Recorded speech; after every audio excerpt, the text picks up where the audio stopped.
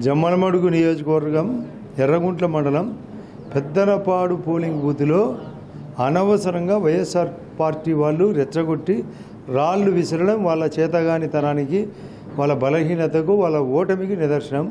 దాన్ని మా వాళ్ళు సమర్థవంతంగా ఎదుర్కోవడం, పోలీసులు కూడా అంతకంటే పగడ్బందీగా నివారణ చర్య చేసినారు. దీన్ని బట్టి వాళ్ళ ఓటమిని వాళ్ళే ఒప్పుకున్నట్లు. ఫ్యాక్షన్ రెచ్చగొట్టిన మేము సమర్థవంతంగా తిప్పి కొట్టగలిగిన సామర్థ్యం ఉన్న నాయకత్వం ఉంది.